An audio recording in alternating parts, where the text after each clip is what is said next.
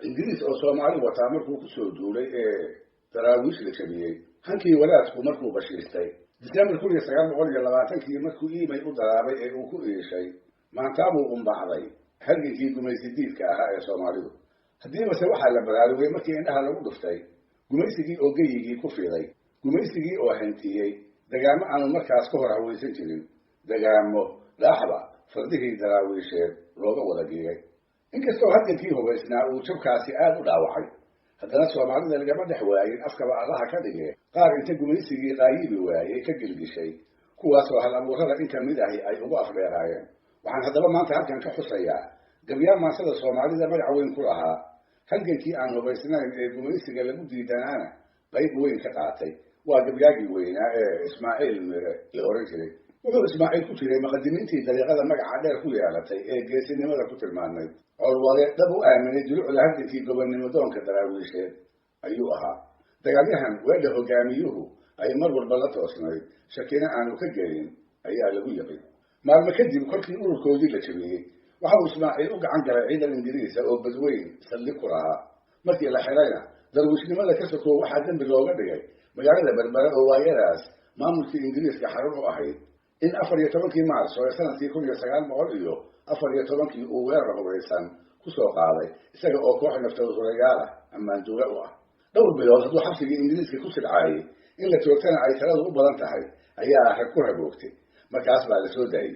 dabadeedna wuxuu afka saaray lugaal iyo rugihii uu reerkoodu degi jiray halkaasoo uu ka bilaabay nolol aanu tur la mid ah weligiis ku riyoon wuxuu noqday reer miyi xoola raacata ah xilka saaran oo keliyihiina uu yahay daryeelka qoyskiisa alla kala fogaa taa iyo wixii uu ku taami jiray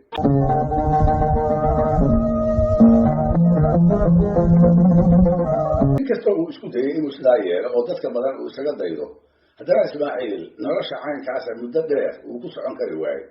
markaas buu bilaabay inuu tiriyo xagga gaaban oo guubaaba ah dadkii uu ku dhex noolaana uu ku tusaayey siday ula gudboon tahay xukunka shisheeyaha inay iska xoreeyaan marmar bay xigtadu waxay kula talin jireen inuu afkiisa haysto marba hadduu yahay nin la yaqaano maamulka gumaysigu uu indhaha ku hayo taasina tala uu hawlaarsan yidhi ma ay noqon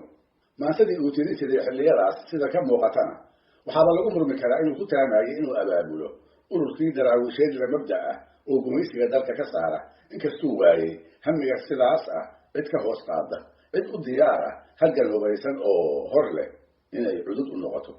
maansadii Ismaaciil ee gumaysidiidku uu ku weynaa waxa ugu caansan wuxuu tiriyay dabayaaqadii 1920 markii Talyaaniga Ingiriiska iyo Xabashidu ay dadweynaha Soomaalida intay saamiga ku dhufteen ay soo hodimaha u kala yeesheen waa markii qabiil walba oo meelahaas wax ka degi jiray loo sheegay dawladda uu raaciyaheeda yahay iyo kolkuu xoolaha daaqsanayo dhulka qaybaha looga ogol yahay iyo meelaha haddii roob kasta ku da'o aanu cag soo dhigi karin xoolihiisana aan lagu arki karin waxay ahayd xaajo ugubaho si xun u saamaysay reer miyigii dhulkooda meeshii ay doonaan ka tegi jiray tolobkii ceel iyo casiir iyo halkii daaq iyo biyarahaba aan kala lahan jirin waxay ahayd arrin si gaara u dalaqday Ismaaciil oo hubay markii ay daraawiishi dagaalamaysay inaan gumaysigu waxaas oo kale ku dhici kari jirin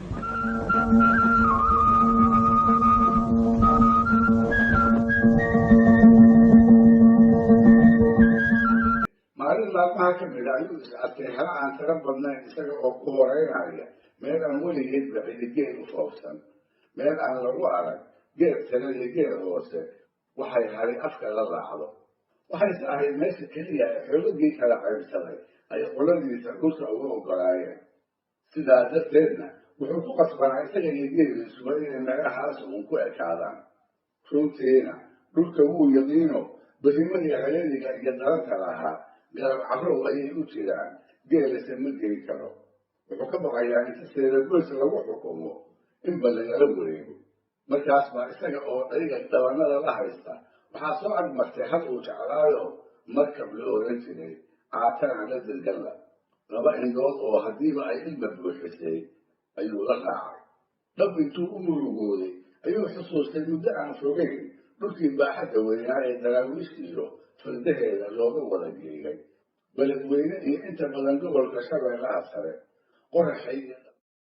ideed hawd iyo nugaal oo idil sanaag iyo maakhirkoos gudba ayib iyo badweynta elib daldala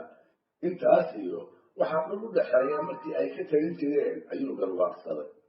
dabadeedna isaga oo laabta ka ooyaayay ayuu intaa halkii ku halqabsaday wuxuu tiriyey tixdan uu ku cambaaraynayo soomaalidii gumaysiga u jeclay isuna dhiibtay wuxuu yidhi markabee dalkii waxaa bannaan inaadan doonayna dugsi kulula doombiralay iyo dagalkii reen weyne daroorimada laantii lahayd laysu dacaaleeye docmiya toomihii duuri ahaa laga dugaado iyo daara iyo bangaar miiran bay inagu daydeen markaan jiriiri jiray waadigii damal ka weynaaye dabiigahana kurus baa ahaa duudkan feensama ee dharafna waa lahay aada markaha daafta marisaaye dulacan calaaf waxaan kuugu furay dan iyo caarwaaye muslimka daacad dhiibtaa ku baday maanta duluglaysa dirda qaayi awrtana la daaq deeq allaad sugi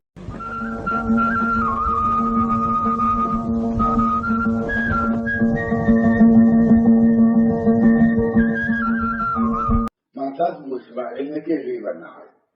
tuldihii awalba iska yaraa ee uu haystayna haweenay miyara ah ayuu yarad uga bixiyey oo muxuu ku falayaa marba hadduusan isaga u talinaynin goortii la rabo lagala wareegi karo intuu lo iyo ali tabcaday ayuu labadoodaas xoola kaga kaaftoomay